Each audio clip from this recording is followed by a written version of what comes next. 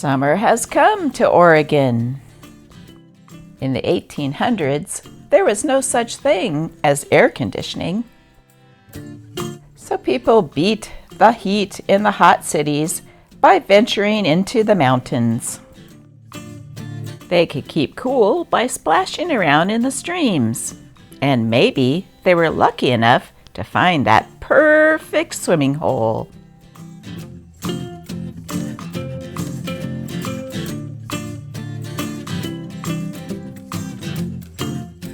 And to supplement the supplies they brought on hand, they could grab their trusty fishing pole and grab some beautiful trout. Now it's time to relax in your tent, or maybe cool off at the beach and read today's issue of the newspaper. Today's issue is dated July 18th, 1868.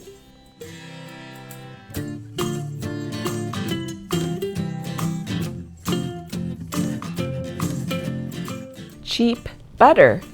The Alta California is responsible for the following. A method of making butter from sweet milk in an ordinary churn, by which all the milk is converted into butter and no buttermilk is left, was exhibited to us yesterday. The secret is not in the churn, but in the addition of an innocent and palatable ingredient. By this invention, 1 gallon of milk will make 8 pounds of butter. The old plan of churning sweet milk will give only 1 pound of butter from 3 gallons of milk, so that this new invention gives 24 times as much butter from the same quantity of milk. The butter is of good appearance, tastes well, and will keep as long as the article manufactured by any other process. Catarrh. There is no common affliction from which quacks reap a harvest as from what is known as catarrh.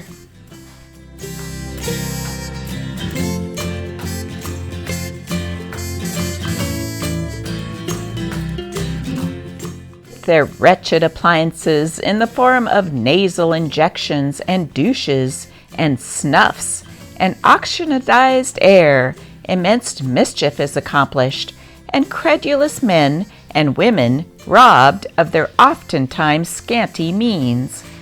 Catarrh, or chronic irritability of the mucous surfaces of the air passages, generally results from neglected colds and from want of attention to these hygienic measures. The best method of treatment is dry friction over the whole surface of the body. The use, night and morning, of a coarse towel or hair mitten, so as to produce a glow upon the surface of the body, will not fail to cure or benefit 9 cases out of 10. Let all the clothing be removed, no matter how cold the weather, and with the air bath thus secured and friction over the entire surface, the troublesome difficulty is soon removed.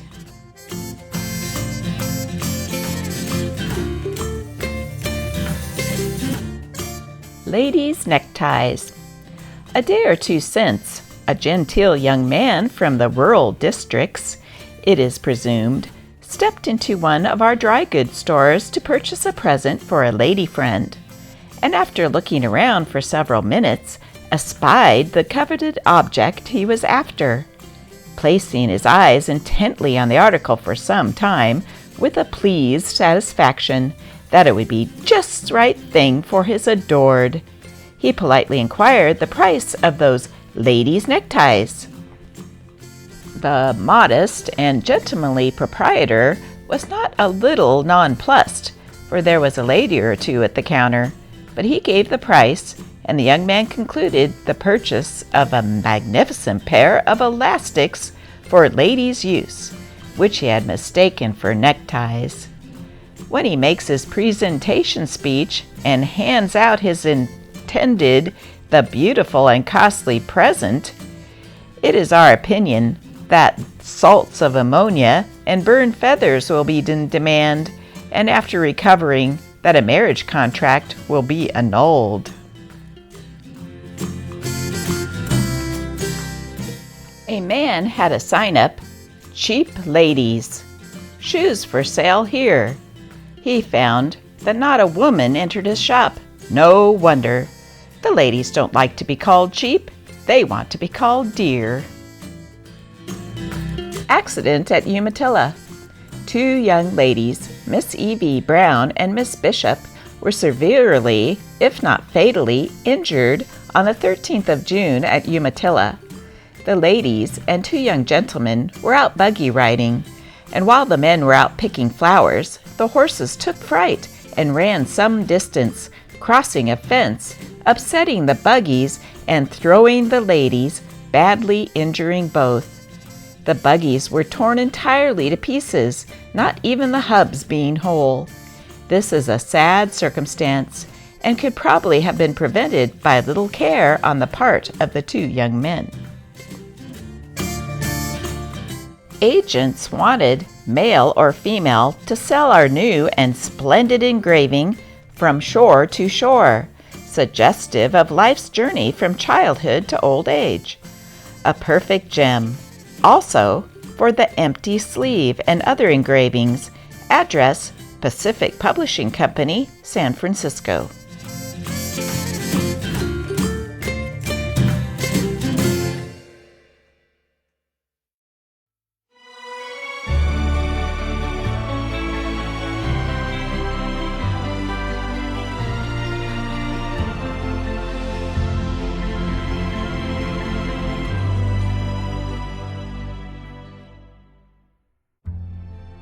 Excursions to the mountains are now the order of the day. Last week, several parties were out nearly the whole week.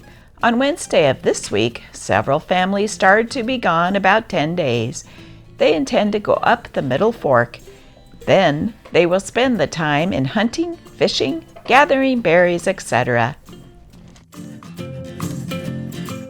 Lost.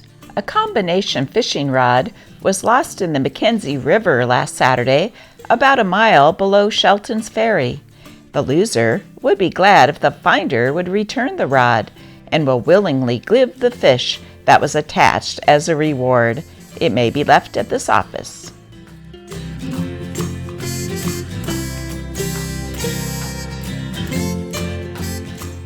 A monster lake trout. A Madison, Wisconsin paper states that on Friday the 29th, some fishermen caught a lake trout that weighed, when dressed, 54 pounds. It was purchased by a gentleman of Madison and forwarded by him to a friend in the eastern states. A clergyman who went in a Pacific steamer and was seasick writes to the Independent, "The first hour, I felt as if I wanted to go ashore. The second hour, I felt as if I should die. The third hour, I didn't care whether I died or not. And on the fourth hour, I was afraid I shouldn't die."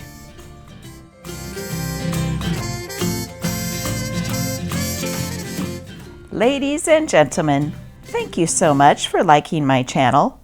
I am having so much fun that I'm going to continue making Life in the 1800s newspapers, but I'm also making a new channel called Life in the 1900s newspapers. I hope you will check it out. It will cover the 1900s, the 1910s, and the 1920s.